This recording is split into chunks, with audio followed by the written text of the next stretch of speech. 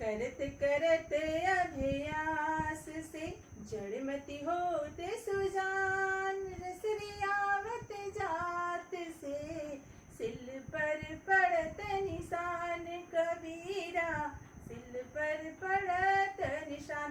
नमस्ते बच्चों, मैं आपकी मीरा मैम आ गई आप लोगों को लेके 9th क्लास का आज कंटेंट में समझाने वाली हूँ। आज आप लोग देखिए, आज हमारा विषय सूची है। आज हम लोग क्या देखेंगे कि आज हमारा विषय सूची में क्या क्या पढ़ना है हम लोगों को। आज 9th क्लास का सिलेबस है। हम लोग को सबसे पहले क्या देखना है कि हम लोग को सबसे पहले देखना है उपसर्ग। पहला कंटेंट हमारा क्या है? उपसर्ग। उपसर्ग हम लोग जानेंगे उपसर्ग किसे कहते हैं। उपसर्ग किसे कहते हैं? वे शब्दांश जो शब्द के पूर्व में लग के उसके अर्थ को परिवर्तन करते हैं उसे उपसर्ग कहते हैं। जैसे एक शब्दांश हम ले लेते हैं अभी। अभी ये शब्दांश है, इसमें हम ले लेंगे एक शब्द मान, इसको मिला के लिखेंगे तो हम लोग बोलेंगे अभिमान। तो अभिमान का अर्थ क्या होता है? गौरव या अभिमान करना या घमंड करना। ठीक है, तो इस प्रकार से हम लोग देखेंगे कि उपसर्ग क्या है। फिर हम लोग जानेंगे प्रत्यय। दूसरा हमारा क्या है? हम लोग दूसरा देखेंगे कि प्रत्यय। प्रत्यय क्या है हम लोग देखेंगे। प्रत्यय प्रत्यय किसे कहते हैं बच्चों? जान लीजिए कि प्रत्यय किसे कहते हैं। प्रत्यय जिस प्रकार उपसर्ग होता है, उपसर्ग होता है शब्दांश, वे शब्दांश जो शब्द के पूर्व में लगता है लेकिन प्रत्यय में शब्द के पीछे लगता है। जैसे वे शब्दांश जो शब्द के बाद में लग के उसके अर्थ को परिवर्तन कर दे उसे प्रत्यय कहते हैं। जैसे हम बोलेंगे वाला, तो गाड़ी उसमें पहले लगा देंगे वाला, तो गाड़ी वाला बोले तो गाड़ी चलाने वाला, गाड़ी बोले तो कोई गाड़ी वस्तु हो गया, लेकिन गाड़ी वाला बोले तो कोई पर्सन हो गया, कोई व्यक्ति हो गया कि गाड़ी वाला। ठीक है, उसी प्रकार हम लोग तीसरा देखेंगे। हम लोग तीसरा क्या देखेंगे, किस प्रकार से हम लोग तीसरा जानेंगे। तीसरा क्या पढ़ना हम लोग को? समास। समास किसे कहते हैं बच्चों? जान जाइए कि समास किसे कहते हैं, समास क्या होता है और समास के कितने भेद होते हैं, समास क्यों पढ़ना है। समास को 3 रूपों में बांटा गया है।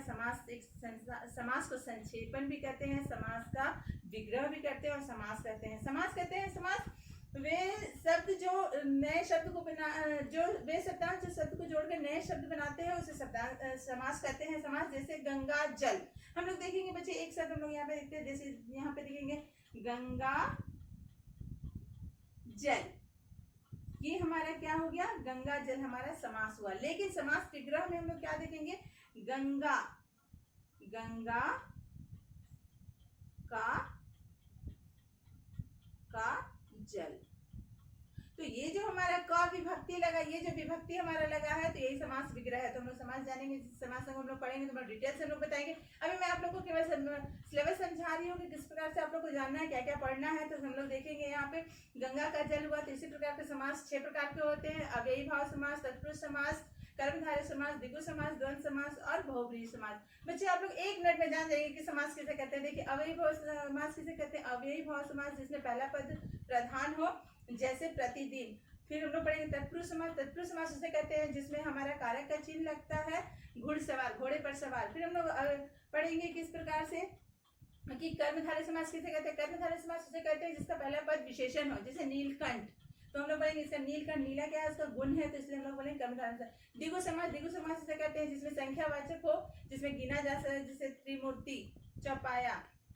फिर हम लोग देखेंगे बच्चों द्वंद्व समास। द्वंद्व किसे कहते हैं? द्वंद्व मलय युद्ध जो कहते हैं ना, माता पिता, भाई बहन, दही चूड़ा, जिसमें दोनों पक्ष बराबर हो, उसे कहते हैं द्वंद्व समास। फिर हम लोग बोलेंगे बहुब्रीहि। बहुब्रीहि उसे कहते हैं जिसका तीसरा पद प्रधान हो, लंबोदर। हम कहते हैं ना लंबोदर, लंबोदर मीन्स क्या होता है? गणेश, अर्थात गणेश। तो इस प्रकार पढ़ेंगे लोग समास। समास जानेंगे जब हम पढ़ाएंगे बच्चों, बहुत अच्छे से हम डिटेल से आप लोग को समझा देंगे। बस आप लोग को सुनना है और बस सारा टेंशन मीरा मैम को दे देना। फिर हम लोग पढ़ेंगे क्या, हम लोग देखते हैं। अब हम लोग आ जाएंगे, अब हम लोग देखेंगे क्या कि हम लोग को क्या पढ़ना है। अब हम लोग को पढ़ना है यहाँ पे अर्थ की दृष्टि से वाक्य के भेद। अब हम लोग जानेंगे, हम लोग क्या क्या पढ़ लिए? उपसर्ग पढ़ लिए, प्रत्यय पढ़ लिए, समास पढ़ लिए। अब लोगों को पढ़ेंगे वाक्य के भेद। हम लोग जानेंगे बच्चों कि वाक्य किसे कहते हैं। वाक्य में 2 अंग होते हैं, उद्देश्य और विधेय। और रचना की दृष्टि से देखेंगे तो वाक्य के 3 भेद होते हैं, सरल, संयुक्त और मिश्र। और अर्थ की दृष्टि से देखेंगे तो वाक्य के 8 भेद होते हैं। 9th क्लास में आप लोगों को कितना पढ़ना है? वाक्य के 8 भेद होते हैं। बच्चे जब हम पढ़ाएंगे आप लोग को बहुत अच्छे से बताएंगे। अभी केवल जान लीजिए कि वाक्य क्या है। फिर हम लोग को पढ़ना है अलंकार। अलंकार किसे कहते हैं? अलंकार उस, अलम जोड़कार, अलंकार उस कहते हैं वे शब्द जिसमें सौंदर्य की उत्पत्ति हो। अलंकार अलम जोड़कार कहते हैं। अलंकार उससे कहते हैं।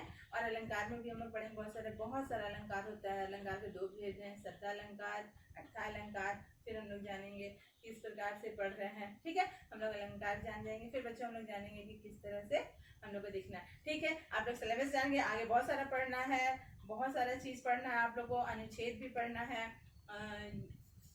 बहुत सारा आप लोग को और भी पढ़ना है। पत्र लेखन है, समाज लेखन है, विज्ञापन लेखन है, अनुच्छेद लेखन है, संदेश लेखन है। बहुत सारे बच्चे हम आप लोग को बहुत सारा पढ़ाएंगे, ठीक है। देखिए आप लोग ये सब जानने के लिए और सब चीज समझने के लिए और अपने टेंशन को मीरा मैम को देने के लिए मेरे चैनल को सब्सक्राइब कीजिए, लाइक कीजिए, ठीक है बच्चों। धन्यवाद, नमस्कार, स्वस्थ रहिए, मस्त रहिए, thank you, best of luck.